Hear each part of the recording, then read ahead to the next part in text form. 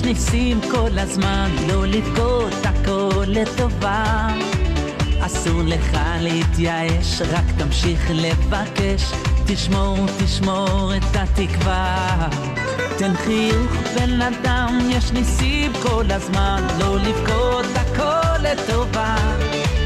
אסור לך להתייאש, רק תמשיך לבקש, תשמור את התקווה.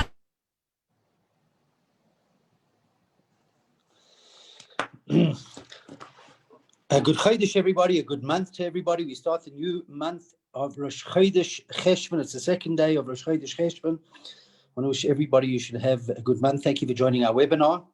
As you've heard me say so many times, that the Rebbe's dream was to bring about the revelation of Mashiach, a time where there'll be no more wars and no more suffering and no more sickness and no more pandemics, a time where godliness will be absolutely revealed in this world.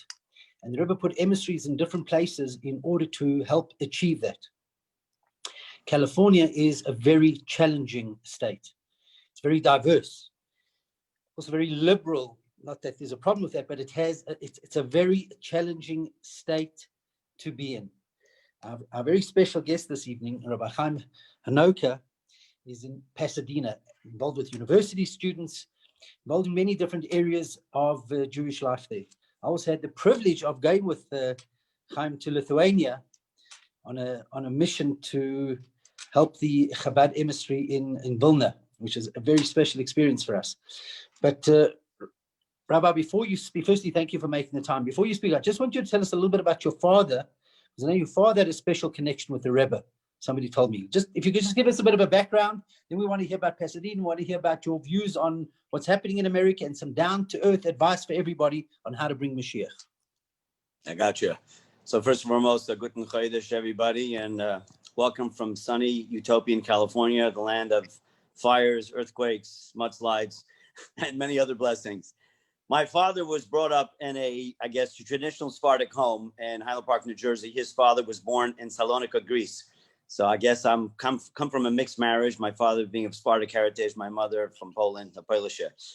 And this is the result. My father in grad school, I'll make it quick, was in Penn State University in Pennsylvania, for those of you unfamiliar.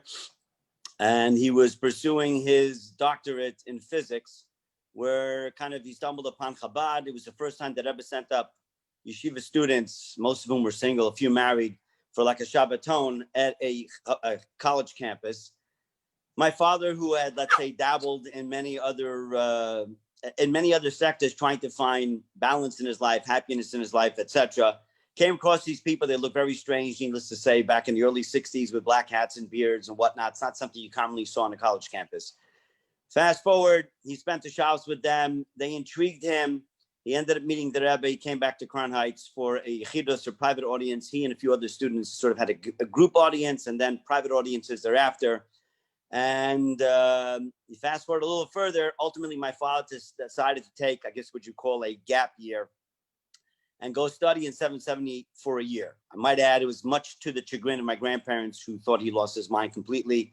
You know, as a Sephardic mother, there's nothing greater than your son becoming a doctor.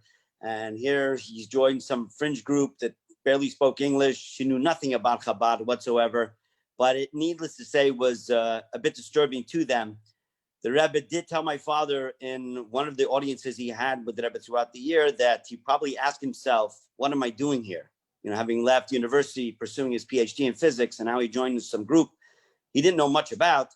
And the Rebbe said, it's probably better you don't ask yourself that question. First, the Rebbe said for 3 months, then for 6 months. Needless to say, I'm sure my father asked himself that question many times. He had come to a 770, was not at the time equipped to deal with Bali Tshuva. There was no yeshiva for Bali Tshuva. There's really no program for anyone like him. The Rebbe gave him a tremendous amount of personal attention, of chibah. What year was that? 1961, 62. Started in 61, the fall of 61. And then he came to 770. He was actually Asar B'Tevis, was the fast day when his, quote unquote, his inaugural, he planted his feet, I guess I should say, in 770 on the 10th of Tevis. And subsequently, he made it through the entire year. At the end of that year, my father had, quote unquote, found himself, if you will. He was happy religiously. He had found meaning in his life. And he told the Rebbe in a private audience, thinking the Rebbe would be very happy, that he decided he wants to become a Hillel rabbi on campus. At the time, there was no Chabad on campus, but there were Hillel rabbis. And he figured that now that he had found meaning and happiness in his life, he'd like to share it with others and become a Hillel rabbi. The Rebbe shook his head like this and told him in English, as their audiences were in English, my father did not speak Yiddish. The Rebbe told him, with three letters next to your name, PhD that is, you do much more for Yiddishkeit than becoming a Hillel rabbi, and insisted my father goes back to school to finish his degree. It was a bit of an anomaly. As you know, Chabad, the Rebbe did not traditionally push going to college. In my father's case, he wanted to stay in yeshiva. The Rebbe insisted he goes back to college to finish, which he subsequently did, to the extent that the Rebbe actually offered to loan him money if he needed it to help pay for his studies. Subsequently, he didn't. He got some money that came in through the school. He had some tutoring, whatever the story may have been. But the Rebbe was insisting he goes back, which he did. In the midst, met my mother and married. I was actually born in State College, Pennsylvania. My father had yet to receive his doctorate. So myself and next sister down, we were born there. And after he got his PhD, we moved out. And my father ultimately ended up in industry, although the Rebbe strongly wanted him to go into academia. But I remember my father telling me that there were PhDs driving taxi cabs back in the 60s, and finding a job in academia, even in physics, was extremely difficult. And subsequently, he went on to a life of industry. And both my parents have passed, but in the last 35 years of his life, he became a very prominent figure in the solar energy world. He kind of got in almost at not quite the genesis of it, but kind of the beginning of the thrust of solar energy in the R&D element. And that was his I guess, passion from an employment perspective. He had a great thirst and interest in learning Torah. In my going on shlichus, I happened to be the oldest in the family, and I commonly got asked, didn't your father want you to be a physicist? And the answer was no. He actually very much wanted me to become a shliach. Obviously, I had my own choices to make when I was of age, but notwithstanding, that was a fervent desire of his. And subsequently, for the last almost 30 years, that's exactly what I've been doing. So that's kind of a brief recap of my father, now that you asked. Going on to Pasadena. So we moved out to California. My wife and myself moved to California 29 years ago and change. Initially, I worked for the Chabad Russian program under Rabbi Naftali Estulin. I was the youth director. It was quite an interesting experience. I had spent some time in Russia before I got married back in the good old days of Gorbachev. So I spoke some minimally spoke Russian. And then about 3.5, 4 years later, I bought my own franchise, so to speak, in Pasadena. I opened up my own Chabad house here. At the time, there was nothing here. It was kind of an oasis, which enabled me to sort of spread whatever wings I wanted to. If I wanted to open a Hebrew school, a camp, a school, whatever it was, there was really not much going on. There is a conservative temple in town. But short of that, there was nothing else happening Jewishly here. Many of my friends thought I was out of my mind for moving here because I was married with 3 kids, knew nobody, had no financial support whatsoever. It wasn't like someone said, oh, we'd love you to come down. I didn't even know how to get here. Honestly, I bought a map. In those days, they didn't have GPS. I bought a map to figure out how to drive down from LA. And we moved to Pasadena, boots on the ground, started out of my living room and dining room, did that for about 8 months, then rented a storefront for a couple of years. And subsequently, about 3.5, 4 years later, we bought a building, Baruch Hashem, which we are currently in today. It has been rehabbed multiple times and grown. We're just about finished building a beautiful state-of-the-art mikvah, men's and women's mikvah, keilah mikvah. And things have grown exponentially to the extent that we, Baruch Hashem, now have 6 shluchim, 6 Chabad emissaries and their families working in the area. Moving on to today's times. How many Jews are there in Pasadena? Well, they guesstimate in our valley, the San Gabriel Valley, there's somewhere around 25,000. That's a rough number. I don't think anyone factually knows because the unaffiliation rate here is very high. Most people have absolutely no affiliation to any synagogue, the federation, nothing. So it's a little hard to get an exact figure. Pasadena itself, I'm sure, probably has at least 10, maybe 15,000 of itself just in our city. That's kind of, I guess, the more dominant, for lack of a better term, Jewish community in the area. And we are, just for those, I know many of you are tuning in from South Africa. You may not know the geography of the area, but we're about 30 to 45 minutes northeast of Los Angeles, if that helps you. So moving here obviously provided its own challenges, and Baruch Hashem, things have grown exponentially over all the years. And then about, 7, 8 months ago, God threw us a curveball. and that is COVID-19 as we know it today, or coronavirus, where everything seemed normal-ish around Purim time, and then right after that, our worlds got turned upside down. I don't know when it hit South Africa or Johannesburg particularly, and how bad it's hit. I honestly have no idea. We've had so many problems over here. I had trouble keeping my finger on the pulse of the rest of the world. But it's definitely been a challenge over here. We were a couple of weeks behind New York in terms of that major wave that hit the frum areas of New York. Anyway, LA got it probably 2-3 weeks later because there's so much travel between the two cities, Los Angeles and New York. It's just invariably going to hit here sooner or later, which it did. And unfortunately, we lost a number of carbonis in our own, not in Pasadena, Baruch Hashem, but in the LA frum area. A number of people passed away from it, and it hit fairly decently. But kind of life moved on. We were sort of in this abeyance, not sure what to do. When is it going to end? All hoping, kind of counting down Sphira. Like after Pesach, we're figuring, okay, it's got to be done by the summer. By Shavuos, we're finished. We count Sphira. We'll count on the days of Corona. The kids were out of school. They were aspired to do Zoom over, for the schooling, which was no walk in the park for anybody, neither the teachers nor the students, certainly the younger students. But having no choice, that's what we did. And life kind of slowed down. The freeways were empty on a daily basis, which was about the only, enjoyable element of this whole experience, where normally freeways in California are jam-packed and full of traffic. And here you can go anywhere in no time flat. We moved on from there to Shavuos. Shavuos came. We kind of scrapped together a minyan to hear Kriyas HaTorah. And then the summer, we were not able to make camp over here, or day camp, as in Eastern Pasadena. They figured out some things to do for the kids in Los Angeles itself. We're actually a city onto our own, although we're under LA County, but we're our own city, has its own health department, and to some degree has to make its own decisions. Baruch Hashem, my wife and I were zeicha to marry off one of our daughters in the midst of this coronavirus in August. It was certainly a unique experience trying to make a wedding during Corona, with who you can invite, how you can invite, who's going to come, where will you do it, all the various questions. Baruch Hashem, the couple is happily married, and actually in about 15 minutes, I'm driving them to the airport. They're moving to Crown Heights for the year.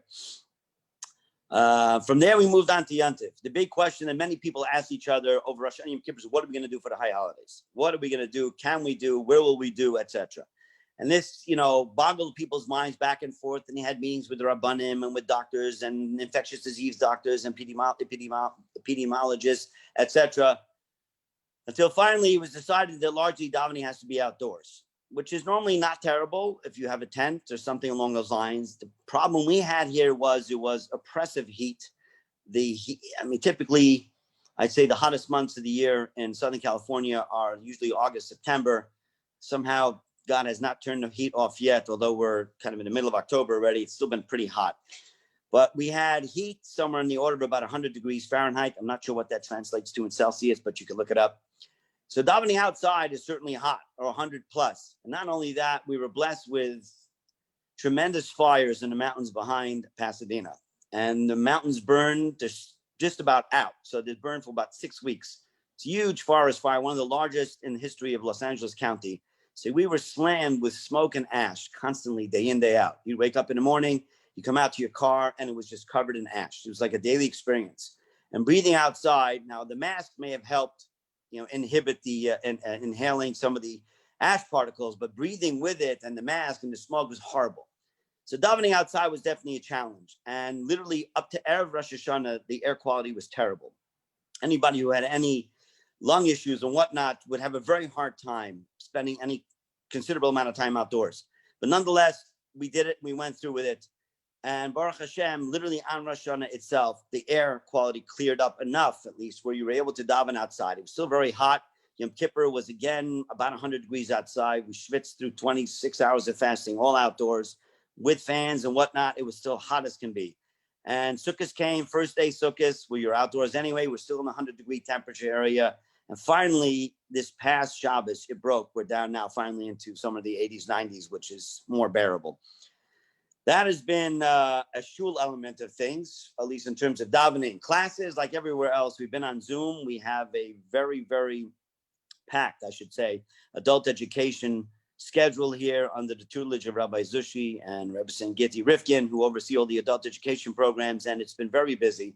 over the last 6-8 months, predominantly through Zoom, as that's been our only option.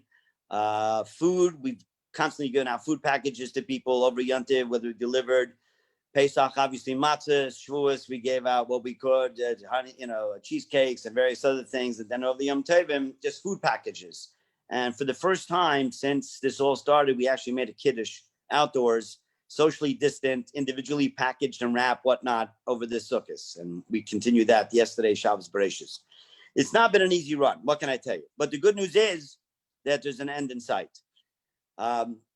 I read a really interesting story that in the fall of 2017, on the eve, it was right after Rosh Hashanah, the Jewish community of Cape Town, South Africa, your region of the world, hosted a reception with the president of the country. And they had a packed reception that was held at the Cape Town Hebrew congregation. I think it's informally known as the Garden Shul. It's the oldest standing shul in South Africa, founded, I think it was about 1841, 42.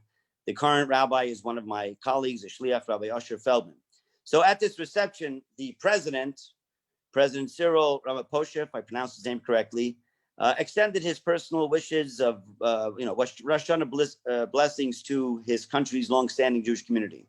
And the South African chief rabbi, Rabbi Goldstein, Warren Goldstein, greeted President Ramaphosa with warm words and I guess relating to the capacity crowd that the head of state or head of the country is a mensch. And by way of example, he illustrated this by telling the following story. How not too long before that, Rabbi Goldstein wanted to meet with the president. And he tried several times to meet up with him, and for whatever reason it may be, times didn't work out. This one's schedule conflicted, etc. And then the other one. But one morning, the chief rabbi got a personal text from President Ramaphosa himself stating he was available the very next morning. So Rabbi Goldstein says that was all great, except for the fact that Rabbi Goldstein was already scheduled to fly out of town for a family event. And he replied by text that he would postpone his flight and his trip, in order to be able to meet with the president. When shortly thereafter, Rabbi Goldstein's phone rang, and on the other end was the president, Cyril Ramaphosa. And he personally asked him not to cancel his flight, go to his family event, promising that we'd meet just a week later, and that's exactly what happened. So when the president spoke, he confessed that the story was true, and Rabbi Goldstein had shown up with a large volume of the Talmud under his arm when he came to meet with him. So he had been very happy, the president had been very happy to see this legendary book of wisdom, and the two leaders ended up studying a small portion of the Talmud, and President Ramaphosa thoroughly enjoyed it. After the meeting, Rabbi Goldstein took the volume with him, leaving the president feeling quite disappointed. He already had a copy of the Tanakh in his office, and he was hoping to at least have one volume of the Talmud in his office, and now the rabbi leaves with it. So, as things would have it, as the story continues, I should say, while speaking to the Jewish community in Cape Town, the chief rabbi said from the pulpit that, with a smile, that he since he enjoyed studying the Talmud so much, the rabbi would have to the president said he'd have to bring 2 volumes with him next time he comes. And ultimately, that's what he did. You may be curious to wonder, what did they actually study? So they studied a small excerpt in the tractate of Bava Kama, where it speaks about God in essence giving the ability for doctors to heal. The verse in Chumash states, V'rapo yirapeh. And Rashi explains that what does this mean? That God basically, who may have created the illnesses and whatnot, gives man, in our case it would be the medical community, the ability to heal. So the question that is asked is, why would a doctor need permission to heal? Isn't that what a doctor's trained for? Isn't that what they get hired to do? Why do you need permission from God, quote unquote, to heal? So the question may come up, and therefore, and the basis behind that question would be, because if God decided somebody should get a particular illness, why should I mess around with God's plans? It's God's choice. And who am I to mess with God's plans? So the Torah comes and tells us, no, that it is incumbent upon us to do whatever we can to make that person better, to ensure they heal. And yesterday's Torah reading in Bereshis basically accentuates this concept, this philosophy. In our Pasha, we read at the end of the recounting of creation, the end of the first Aliyah, how, and we say this every Friday night in Kiddush, how now the heavens and the earth were completed. So it ends with the words, for thereon Hashem abstained from all his work that God created to do. So the Medrash asks the question, what do you mean to do? It should have said, that God created and did. What does it mean to do? So the Medrash explains, it says to do as to say that everything needs improvement, meaning the world was not created perfect and in completion, that God left parts of creation uncompleted, if you will, leaving it for us to do something. So the Medrash continues and tells the story that we find regarding the first mitzvah of the Torah. There was once a philosopher who asked the famous Rabbi Hoshaya, it says, if this mitzvah is so precious to God, why didn't God create Adam circumcised? Why do you have to wait so many generations until Adam came around? He should have created Adam, until Avram came around. He should have created Adam as such. So Rabbi Hoshaya responded that everything created during the 6 days of creation requires action. For example, the way he tells the story is mustard needs sweetening, wheat needs grinding, even a human being needs improvement. So what that all means is that God intentionally created the world incomplete and expects man to partner with him in creation to repair the world. I think the message to us is quite clear that Hashem, having given us a challenge, us meaning the world at large, a major challenge. And, you know, if you know anything about baseball, I'm not sure how popular baseball is in South Africa, but in baseball, there's various kinds of pitches, various types of pitches that a pitcher can throw, be a fastball, a curveball, this ball, whatever it is. One of the hard ones to hit is as a curveball, because you're not sure exactly where that ball is going to go. I would say God threw us a major curveball in the last 8 months. No one could have predicted it. Frankly speaking, there are few, if any, people still alive today that will remember the last pandemic that hit our country, which was the Spanish flu, was about 100 years, 1918 to 1920, a little over 100 years ago. So you'd have to be awfully old and old enough to remember that pandemic. Although pandemics have hit the world traditionally over the last thousands of years, they weren't called pandemics, but they existed. But nonetheless, for us, certainly for myself, this is the first experience, and I hope the last, that I have to endure, that we all have to endure. And we ask ourselves, so now what am I going to do? Life has been really difficult. The economy's in the air. It's, you know, things are not great. We have an election, I'm sure you know about, coming up in about, 16 days, where our country is in a lot of turmoil. The United States of America is a well-known, powerful country. It's a Medina Shel Chesed, a country of kindness. And yet it's just embroiled in all kinds of horrible politicking, etc. And if there's one thing I honestly despise, it's politics in particular. But because of that, we're sort of stuck. There's the medicinal and the scientific end of this disease and what people have to do to take care of themselves, which they should do, whether it's masks, social distancing, all the above, etc., etc. But then there's the politics involved where one can't give the other one an opportunity to do this, do that, because one particular political party said this, so therefore the other one will say something differently, and ultimately our country is suffering because of it, sadly. I don't know if it's unique to the United States, but it's certainly happening over here. Bearing that in mind, I've been commonly telling people lately that if we feared God as much as we fear the coronavirus, we'd be in a much better place. People have such fear of this virus. Understandably, it's a horrible virus, and I wouldn't wish it upon anybody. Certainly, people have morbidities or comorbidities in advance, have to be very careful not to minimize the severity of it. But just think about it. If we had the same amount of fear, of not even close to it, of God, that many people have this disease, the world will be in such a better place. And I find talking to people of all walks of life in our community, and I have, like anywhere else, people who are more easy about it and they get out and go out, and I have other people in the opposite extreme who haven't left their house in 8 months, which in and of itself is not healthy. The mental strain, etc., people not allowing their children to go out, which is even worse for the kids.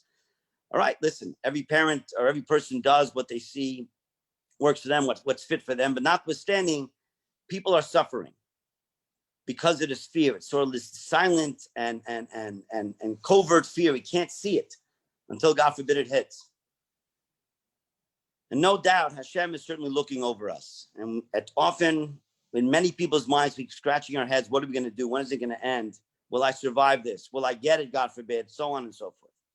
I want to conclude with something my father-in-law of blessed memory, Rabbi Menachem Shmuel David Halevi Reichik, would very often say, to the extent that it is written at the bottom of his tombstone, his matzeva. He's buried right behind the Rebbe. And that is, in Yiddish, you would say that God will certainly help.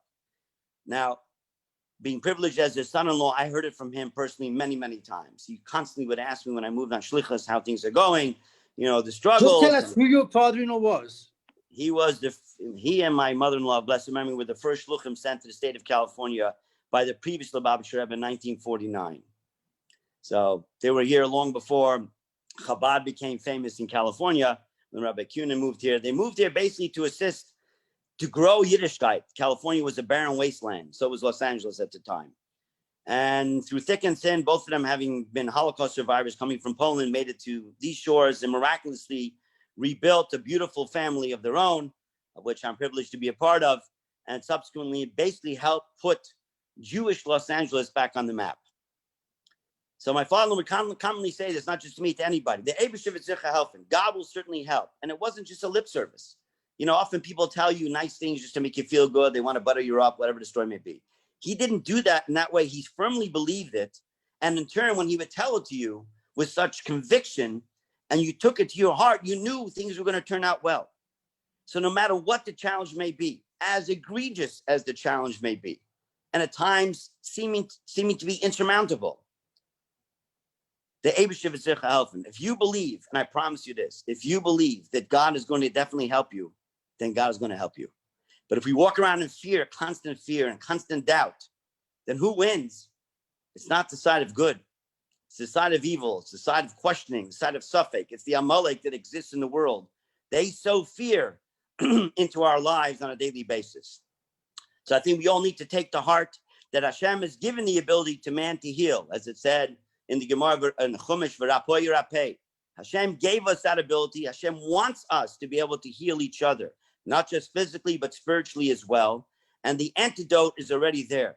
We do not have to wait until the end of the election. Certainly in our country, November 4th, where they're saying the vaccine will miraculously appear the moment the president's elected, whoever it may be. Okay, whether that's going to be or not, I don't know. But in truth, the vaccine, the antidote is already there. Hashem always creates the antidote before he creates the malady. We just have to understand that God will certainly help us, put our best foot forward, do whatever we can to make sure that we take the strength that we gleaned over the last few weeks and month of Tishrei, let it carry us through the rest of the year. As it says, V'Yaakov halach ladarkoi, Jacob went on his way. We're in the month of Cheshvan. Today's the first day of Rosh Chodesh, or tonight technically is the first day of Cheshvan. And actually in South Africa, you're already there. So be it as it may, I have no doubt from all the koiches and all the good deeds and everything we did, the davening, the dancing, etc., over the Yom Noraim and Sukkot and Chostera, etc., we will be able to break through these last barriers. It doesn't have to take long. God can get rid of this disease in a split second. In the blink of an eye, it can be gone. It doesn't have to take this long, that long, regardless of whatever the medical or scientific community says. God can change anything anytime he wants. And so shall it be, that Hashem should grant us the taker rapay, the true refuah, the healing that the world at large needs, the healing that we as the Jewish people need. And when we are a healthy nation, the rest of the world is going to be a healthy people as well. Spiritually and physically, and when we be zoche and merit to be able to participate with each other in one big shul, which will fit the entire Klal Yisrael into the Beis Hamikdash Hashlishi speedily in our days. And let us say Amen. Thank you, Rabbi Misinter. I want to wish you a good night in South Africa. Good morning in LA. Your time. I know you've got a busy evening. You've got to get your kids off to Crown Heights. They should have success, but really, thank you for sharing your insights and inspiring us. With pleasure. Sei gesund and much success.